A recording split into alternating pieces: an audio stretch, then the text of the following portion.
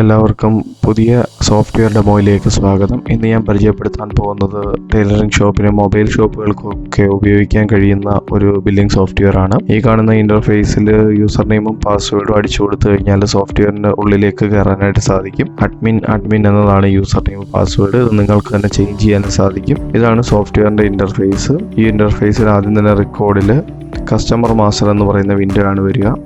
ഈ ഒരു വിൻഡോയിലാണ് നമ്മൾ കസ്റ്റമേഴ്സിൻ്റെ ഡീറ്റെയിൽസ് ഒക്കെ തന്നെ ഫീഡ് ചെയ്ത് കൊടുക്കുക. ഇവിടെ 5 ബട്ടൺ ഉണ്ട്. ഈ 5 ബട്ടണിലാണ് ഇത് മുഴുവനായും വർക്ക് ആവുന്നത്. ഇത് മനസ്സിലാക്കി കഴിഞ്ഞാൽ സോഫ്റ്റ്വെയറിൻ്റെ എല്ലാ ഡീറ്റെയിൽസും മനസ്സിലാക്കാൻ കഴിയും. ഇത് ക്ലോസ് ചെയ്യാനായിട്ട് ഈ വിൻഡോ ക്ലോസ് ചെയ്യാൻ വേണ്ടിയിട്ടാണ് ക്ലോസ് എന്ന് പറയുന്ന ബട്ടൺ നമ്മൾ ഉപയോഗിക്കുക. അത് കഴിഞ്ഞിട്ട് നമ്മൾ വ്യൂ എന്ന് പറയുന്ന ബട്ടൺ പ്രസ് ചെയ്യുമ്പോഴത്തേക്ക് പഴയ ഡേറ്റാസ് എല്ലാം നമുക്ക് കാണാനായിട്ട് പറ്റും, മുന്നേ സേവ് ചെയ്തിട്ടുള്ളത്. നമുക്ക് ഏതെങ്കിലും ഒരു ഡേറ്റ എടുത്തിട്ട് മോഡിഫൈ ചെയ്യണമെങ്കിൽ മോഡിഫൈ ചെയ്യുന്നതും, പുതിയ ബട്ടൺ ന്യൂ എന്ന് പറഞ്ഞ് ക്ലിക്ക് ചെയ്യുമ്പോൾ പുതിയ ഡീറ്റെയിൽസ് സേവ് ചെയ്യാനും പറ്റും. പിന്നെ അത് ആ ബട്ടൺ സേവ് ആയിട്ട് മാറുകയും ചെയ്യും. ഇവിടെ നമുക്ക് പുതിയ കസ്റ്റമറിൻ്റെ പേര് അടിച്ചു കൊടുക്കാനായിട്ട് പറ്റും. പിന്നെ കസ്റ്റമറിൻ്റെ അഡ്രസ്സ് അടിച്ചു കൊടുക്കാനായിട്ട് പറ്റും. കഴിഞ്ഞിട്ട് പിന്നെ കസ്റ്റമറിൻ്റെ കോൺടാക്ട് ഡീറ്റെയിൽസ് എന്ന് മുതലാണ്. പിന്നെ അദ്ദേഹം നമ്മൾക്ക് ഇതുവരെ എന്തെങ്കിലും തരാനുണ്ടോ, ഈ സോഫ്റ്റ്വെയർ വാങ്ങുന്നതിന് തൊട്ട് മുന്നേ ഉള്ള കടം നമുക്ക് അവിടെ എഴുതാനായിട്ട് കഴിയും. അത് കഴിഞ്ഞിട്ട് നമുക്ക് അവരുടെ ഫോട്ടോ ഉണ്ടെങ്കിൽ ബ്രൗസ് ചെയ്തിട്ട് കമ്പ്യൂട്ടറിൻ്റെ അന്ന് കിടക്കുന്ന ഫോട്ടോ അവരുടെ നമുക്ക് സേവ് ചെയ്ത് വെക്കാം. അത് ഓപ്ഷനിലാണ്, വേണമെങ്കിൽ ചെയ്യാം. സേവ് ചെയ്ത് കഴിയുമ്പോഴത്തേന് ഈ ഡീറ്റെയിൽസ് എല്ലാം തന്നെ നമുക്ക് റെക്കോർഡിൽ പോകും. വ്യൂ നോക്കുമ്പോൾ നമ്മുടെ ആ കസ്റ്റമറിൻ്റെ ഡേറ്റാസ് നമുക്ക് അവിടെ കാണാനും സാധിക്കും. ഇനി നമുക്ക് എന്തെങ്കിലും ഒരു ചേഞ്ച് വരുത്തണമെങ്കിൽ ആ ചേഞ്ച് വരുത്തിയിട്ട് മോഡിഫൈ കൊടുത്തു കഴിഞ്ഞാൽ അവിടെ ആ ഒരു മോഡിഫിക്കേഷൻ വന്നതായിട്ട് കാണാനും കഴിയും. ഇങ്ങനെയാണ് കസ്റ്റമറിൻ്റെ ഡീറ്റെയിൽസ് നമുക്ക് സേവ് ചെയ്യാനും മോഡിഫൈ ചെയ്യാനും ഒക്കെ സാധിക്കുന്നത്. ഈ വിൻഡോ നമ്മൾ ക്ലോസ് ചെയ്യാണ്. അടുത്ത് നമ്മൾ വരുന്നത് വർക്കേഴ്സ് മാസ്റ്റർ ആണ്. ഈ വർക്കേഴ്സ് മാസ്റ്ററിലാണ് നമ്മുടെ വർക്കേഴ്സിനെ എല്ലാം നമ്മൾ എൻട്രി ചെയ്യുകയും അവർക്ക് എന്തെങ്കിലും ബാലൻസ് നമ്മൾ കൊടുക്കാനുണ്ടെങ്കിൽ അത് എൻട്രി ചെയ്യുകയൊക്കെ ചെയ്യുന്നത്. അത് കഴിഞ്ഞിട്ട് മെറ്റീരിയൽ മാസ്റ്ററാണ്. നമ്മുടെ ഷോപ്പിൽ നമുക്ക് ആവശ്യമായിട്ട് വരുന്ന റിപ്പയറിനും മറ്റും ആവശ്യമായിട്ട് വരുന്ന മെറ്റീരിയലും സാധനങ്ങളും ഒക്കെ നമുക്കിവിടെ നമുക്ക് അടിക്കാനായിട്ട് പറ്റും. നമ്മൾ കമ്പ്യൂട്ടറും പിന്നെ ലാപ്ടോപ്പും ഒക്കെ റിപ്പയർ ചെയ്യുന്ന സ്ഥാപനങ്ങളാണെന്നുണ്ടെങ്കിൽ ആ ടൈപ്പിൻ്റെ അവിടെ നമുക്കത് കൊടുക്കാം. കമ്പ്യൂട്ടറാണോ ലാപ്ടോപ്പാണോ, സ്റ്റിച്ചിങ് ഷോപ്പാണെങ്കിൽ ഷർട്ടാണോ പാൻറ്റാണോ എന്നുള്ള രീതിയിലൊക്കെ കൊടുക്കാൻ പറ്റും. ഈ ഒരു വിൻഡോ ക്ലോസ് ചെയ്യാണ്. അടുത്ത ഒരു വിൻഡോയിൽ നമ്മൾ കൊടുക്കാൻ പോകുന്നത് ഇതിൻ്റെ ഡീറ്റെയിൽസ് ആണ്, വർക്കിൻ്റെ ഡീറ്റെയിൽസ്. ഈ ഒരു വർക്കിൻ്റെ ഡീറ്റെയിൽസ് വരുമ്പോഴാണ് ഈ സ്റ്റിച്ചിങ് ഷോപ്പും പിന്നെ മൊബൈൽ റിപ്പയറിംഗ് ഷോപ്പും കമ്പ്യൂട്ടർ റിപ്പയറിംഗ് ഷോപ്പും തമ്മിൽ ചെറിയ വ്യത്യാസം വരിക. ഇവിടെ നമ്മൾ വർക്കിൻ്റെ ഡീറ്റെയിൽസ് കൊടുക്കുന്ന സമയത്ത് കമ്പ്യൂട്ടറാണോ ലാപ്ടോപ്പാണോ ഷർട്ടാണോ പാൻറ്റാണോ എന്ന് സെലക്ട് ചെയ്യാനായിട്ട് സാധിക്കും. പിന്നീട് ഏത് കണ്ടീഷനിലാണ് നമ്മളത് എടുത്തത്, പിന്നെ അതിനുള്ളിൽ വാങ്ങുമ്പോൾ എന്തൊക്കെ ഉണ്ടായിരുന്നു, പ്രൈമറി ഇൻസ്പെക്ഷനിൽ എന്താണ് കംപ്ലയിൻറ്റ്, അങ്ങനെയുള്ള കാര്യങ്ങളൊക്കെ നമുക്കിവിടെ രേഖപ്പെടുത്താനും ഒക്കെ സാധിക്കും. സ്റ്റിച്ചിങ് ഷോപ്പാണെങ്കിൽ അളവും കാര്യങ്ങളും ഏതാണ് സ്റ്റൈല് എന്നുള്ള വിധത്തിലായിരിക്കും ഇവിടെ നമ്മൾ എൻ്റർ വരിക. ഇത് ടോട്ടലി ഈ ഒരു പേജ് നമുക്ക് കസ്റ്റമൈസ് ചെയ്യാം. സ്റ്റിച്ചിങ് ഷോപ്പിന് അതിൻ്റെ രീതിയിലും മൊബൈൽ റിപ്പയറിംഗ് കമ്പ്യൂട്ടർ റിപ്പയറിംഗ് ഷോപ്പിന് അതിൻ്റേതായ രീതിയിലും ഈ ഒരു പേജ് നമുക്ക് കസ്റ്റമൈസ് ചെയ്യാം. എന്താണോ ആവശ്യം ആ രീതിയിൽ നമുക്ക് കസ്റ്റമൈസ് ചെയ്യാനായിട്ട് സാധിക്കും. അത് കഴിഞ്ഞിട്ട് നമുക്ക് അതിൻ്റെ ഡീറ്റെയിൽസ് കാര്യങ്ങളെല്ലാം കൊടുത്തിട്ട് മുന്നോട്ട് പോകാനായിട്ട് സാധിക്കുന്നതാണ്. അടുത്ത് നമ്മൾ ഈ വക വിവരങ്ങളെല്ലാം തന്നെ ഫില്ല് ചെയ്ത് കഴിഞ്ഞിട്ട് നമുക്ക് ഇവിടുന്ന് ബില്ലിലേക്ക് ഡയറക്റ്റ് പോകാനായിട്ട് സാധിക്കും. ഇവിടെ താഴെ കാണുന്ന ബില്ലെന്ന് പറയുന്ന ആ ഒരു ബട്ടണിൽ നമ്മൾ പ്രസ് ചെയ്യുമ്പോൾ അത് ബില്ലിലേക്ക് ഡയറക്റ്റ് പോവുകയും നമുക്ക് അവിടെ കസ്റ്റമറിൻ്റെ പേരും കാര്യങ്ങളും ഒക്കെ സെലക്ട് ചെയ്തിട്ട് അവർക്ക് എന്താവും ഏകദേശം എസ്റ്റിമേറ്റ് ബില്ല് നമുക്ക് നൽകാനായിട്ട് സാധിക്കും.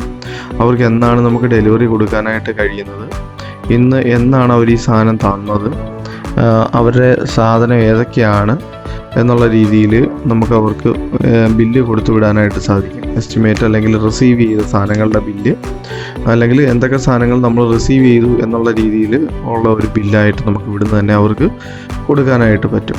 അപ്പോൾ അവരുടെ കയ്യിലും ഒരു ഡോക്യുമെൻ്റ് കാണും നമുക്ക് എന്തൊക്കെയാണ് തന്നതെന്നുള്ളത്. നമുക്കത് റെക്കോർഡിലേക്ക് സേവ് ആവുകയും ചെയ്യും. ആ രീതിയിലാണ് സോഫ്റ്റ്വെയർ സെറ്റപ്പ് ചെയ്തിരിക്കുന്നത്. സ്റ്റിച്ചിങ് ഷോപ്പാണെങ്കിൽ അവർക്ക് തയ്ക്കാനുള്ളതിൻ്റെ ആ മെറ്റീരിയൽ സെലക്ട് ചെയ്ത് ആ ഒരു എന്ന് ഡെലിവറി കൊടുക്കാമെന്നുള്ള രീതിയിൽ ഈ ഒരു ഇത് കൊടുക്കാനായിട്ട് സാധിക്കും. ഓക്കെ, അത് കഴിഞ്ഞതിന് ശേഷം നമുക്ക് ബില്ല് A4 സൈസിൽ വേണമെങ്കിൽ അങ്ങനെ, അതല്ലെന്നുണ്ടെങ്കിൽ ചെറിയ ബിൽ ഫോർമാറ്റ് വേണമെങ്കിൽ അങ്ങനെ, ആ രീതിയിൽ നമുക്ക് സെറ്റ് ചെയ്യാം. അപ്പോൾ മുകളിൽ അവരുടെ ഫോണിൻ്റെ ഡീറ്റെയിൽസ് കാര്യങ്ങളും ഒക്കെ രീതിയിൽ നമുക്ക് ബില്ല് ലഭിക്കുന്നതാണ്. ഓക്കെ, ഇത് ബില്ലും പിന്നെ നമ്മളുടെ ആ ഒരു സാധനങ്ങൾ എൻ്റർ ചെയ്യുന്ന ആ ഒരു ഭാഗവും നമുക്ക് ടോട്ടലി കസ്റ്റമൈസ് ചെയ്യാവുന്ന രീതിയിലാണ് നമ്മൾ ചെയ്തേക്കുന്നത്. നമ്മൾ കസ്റ്റമർ പറയുന്ന രീതിയിൽ നമ്മൾ ആ ഒരു സംഭവം കസ്റ്റമൈസ് ചെയ്ത് കൊടുക്കുന്നതാണ്.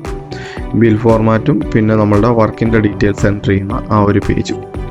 ഓക്കെ, അപ്പോൾ ഇത് ടൈലറിംഗ് ഷോപ്പിന് വേണ്ടിയിട്ടുള്ള ഡെമോ ആണ് കാണുന്നത്. നമുക്ക് മാറ്റം വരുത്തി കഴിയുമ്പോൾ നമുക്കിത് മൊബൈൽ റിപ്പയറിംഗ് ഷോപ്പിനും കമ്പ്യൂട്ടർ റിപ്പയറിംഗ് ഷോപ്പിനും വേണ്ടിയിട്ട് ഉപയോഗിക്കാനായിട്ട് സാധിക്കും. അത് കഴിഞ്ഞിട്ട് നമ്മൾ ട്രാൻസാക്ഷനിൽ പോവാണ്. ട്രാൻസാക്ഷനിൽ ഔട്ട്വേർഡിലോട്ട് പോവാണ്. ഔട്ട്വേർഡിലോട്ട് പോവാണ്. ഔട്ട്വേർഡ് എന്ന് പറയുമ്പോൾ ന്യൂവിൽ നമ്മൾ എടുക്കുമ്പോൾ നമ്മുടെ വർക്കേഴ്സിനെ നമുക്ക് സെലക്ട് ചെയ്യാം. വർക്കേഴ്സിനെ സെലക്ട് ചെയ്തിട്ട് അവർക്ക് നമുക്ക് വർക്ക് അസൈൻ ചെയ്യാനായിട്ട് സാധിക്കും. അപ്പോൾ ഈ മൊബൈലാണെങ്കിൽ കൊടുക്കുന്ന ബിൽ നമ്പർ, എത്ര മൊബൈൽ കൊടുക്കുന്നുണ്ട്, ഏത് ബിൽ നമ്പറിലുള്ളത്, ഓക്കെ, ആ രീതിയിൽ നമുക്ക് അവർക്ക് ബില്ല് അസൈൻ ചെയ്യാൻ പറ്റും. അപ്പോൾ നമുക്കറിയാൻ പറ്റും ഈ ഒരു ഐറ്റം ഏത് വർക്കറിൻ്റെ അതിലാണ് ഇരിക്കുന്നത് എന്നുള്ളത്. പിന്നെ നമുക്ക് ഇൻവേർഡ് എന്ന് പറയുന്ന ഒരു ഐറ്റം ഉണ്ട്. നമുക്ക് റിപ്പയർ കഴിഞ്ഞ ശേഷം നമ്മുടെ ടെക്നീഷ്യൻ നമ്മളുടെ കയ്യിൽ തിരിച്ച് സാധനങ്ങൾ എത്തിക്കുന്ന സമയത്താണ് നമ്മൾ ഇൻവേർഡിൽ വരിക. അവിടെ നമ്മൾ ഐറ്റം സെലക്ട് ചെയ്യുക, അതിൻ്റെ ക്വാണ്ടിറ്റി സെലക്ട് ചെയ്യുക, ബിൽ നമ്പർ സെലക്ട് ചെയ്യുക, എമൗണ്ട്. അങ്ങനെ നമുക്ക് എന്ത് ചെയ്യാം, ഇൻവേർഡ് ആയിട്ട് സെലക്ട് ചെയ്യാം. പിന്നെ അവൻ എന്താണ് ഇതിന് സാലറി കൊടുക്കേണ്ടത് അത് നമുക്ക് അവിടെ എന്ത് ചെയ്യാൻ പറ്റും, അടിച്ചു കൊടുക്കാനായിട്ട് പറ്റും. അപ്പോൾ അവൻ്റെ സാലറിക്കകത്ത് ആഡായിക്കൊണ്ടേയിരിക്കും. ഈ ഒരു പീസ് റേറ്റിനാണ് അവന് നമ്മൾ വർക്ക് കൊടുക്കുന്നതെന്നുണ്ടെങ്കിൽ. ഇതാണ് ഔട്ട്വേർഡ്, ഇൻവേർഡ്. ഔട്ട്വേർഡിൽ നമ്മൾ ഐറ്റം വർക്കിന് വേണ്ടി നമ്മളുടെ വർക്കറിന് കൊടുക്കുന്നു. ഇൻവേർഡിൽ നമ്മൾ ആ ഐറ്റം തിരിച്ച് വാങ്ങിച്ച് വയ്ക്കുന്നു. ഔട്ട്വേർഡ്, ഇൻവേർഡ് ഉപയോഗിച്ചിട്ടാണ് നമ്മൾ വർക്ക് മാനേജ് ചെയ്യുന്നത്. ഇനി നമുക്കിത് ക്ലോസ് ചെയ്യാം. അടുത്തത് നമുക്ക് ഇനി വരുന്നത് ഡീറ്റെയിൽസ് ആണ്. ഡീറ്റെയിൽസ് എല്ലാം നമുക്ക് എടുക്കാനായിട്ട് കഴിയും. ഓക്കെ, ഇനി അടുത്താണ് നമ്മളുടെ ഡെലിവറി എന്ന് പറയുന്ന ആ ഒരു ബട്ടൺ.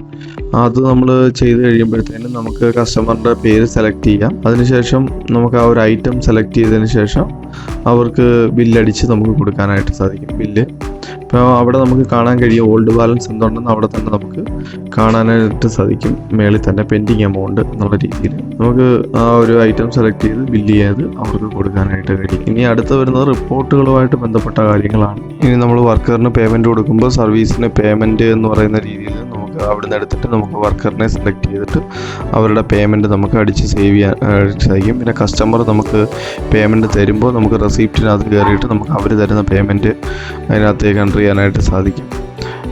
അതിന് ശേഷം എക്സ്പെൻസ് നമുക്ക് ആഡ് ചെയ്യാനായിട്ട് സാധിക്കും, നമ്മുടെ ഷോപ്പിലുള്ള എക്സ്പെൻസും കാര്യങ്ങളൊക്കെ. അത് കഴിഞ്ഞിട്ട് നമുക്ക് റിപ്പോർട്ട്സ് ആണ് വരിക. റിപ്പോർട്ട്സിനകത്ത് നമുക്ക് bill wise, inward, outward, daily report ഒക്കെ നമുക്ക് ലഭിക്കും. നമുക്ക് എത്ര ബില്ല് അടിച്ചു, എത്ര എണ്ണം ഇന്ന് ഇൻവേർഡ് വന്നു, എത്ര എണ്ണം ഇന്ന് പുറത്തേക്ക് ഡെലിവറി പോയി, നമുക്കിനി ഡെലിവറി പെൻഡിങ് എത്രയാണ്, വർക്കേഴ്സ് പെൻഡിങ് എത്രയാണ്, ആരുടെയൊക്കെ കയ്യിൽ എത്രയൊക്കെ വർക്കുകൾ ഇരിപ്പുണ്ട് എന്നുള്ള രീതിയിലൊക്കെ അവിടെ നമുക്ക് ഡീറ്റെയിൽസ് റിപ്പോർട്ട് അറിയാനായിട്ട് സാധിക്കും. അത് കഴിഞ്ഞിട്ട് മണി റിപ്പോർട്ടാണ്. മണി റിപ്പോർട്ടിനകത്ത് ഓരോ കസ്റ്റമറും എത്ര രൂപ വീതം നമുക്ക് പെൻഡിങ് തരാനുണ്ട് എന്നുള്ള രീതിയിൽ, പിന്നെ കസ്റ്റമർ ലെഡ്ജർ ഏതൊക്കെ സാധനങ്ങൾ അവർ തന്നു, എത്ര രൂപ എന്നൊക്കെ തന്നു എന്നുള്ള ഡീറ്റെയിൽസ് അവർക്ക് അറിയാനായിട്ട് സാധിക്കും. അടുത്ത് നമുക്ക് വർക്കേഴ്സ് പെൻഡിങ്, വർക്കേഴ്സ് ലെഡ്ജർ, വർക്കേഴ്സിൻ്റെ പേയ്മെൻറ്റ് ഡീറ്റെയിൽസും, ഏതൊക്കെ വർക്ക് അവർക്ക് കൊടുത്തു, എന്നൊക്കെ അവർ കംപ്ലീറ്റ് ചെയ്ത് തന്നു, എത്ര രൂപ അവർക്ക് വരും എന്നുള്ള രീതിയിലുള്ള ഡീറ്റെയിൽസ് നമുക്ക് അവിടെ നിന്ന് അറിയാനായിട്ട് സാധിക്കും. പിന്നെ നമുക്ക് എക്സ്പെൻസിനകത്ത് നമുക്ക് ഫുൾ എക്സ്പെൻസ് ഡീറ്റെയിൽസ് അറിയാനായിട്ട് കഴിയും. ഇനി നമുക്ക് സെക്യൂരിറ്റിയിൽ പോയിട്ട് നമുക്ക് ഇതിനകത്ത് ലോഗിൻ ഐഡിയും പാസ്വേഡും മാറ്റിയിട്ട് നമുക്ക് വേറൊരാൾക്ക് കൂടി ഇത് ആക്സസ് കൊടുത്തിട്ട് ലിമിറ്റഡ് ആക്സസ് കൊടുക്കുന്ന രീതിയിലും ചെയ്യാനായിട്ട് സാധിക്കും. ഇതാണ് സർവീസ് സെൻ്ററുകൾക്ക് വേണ്ടിയിട്ട് ഉപയോഗിക്കുന്ന സോഫ്റ്റ്വെയർ. എന്തെങ്കിലും ഡൗട്ട് ഉണ്ടെങ്കിൽ വിളിക്കുക. Okay, thank you.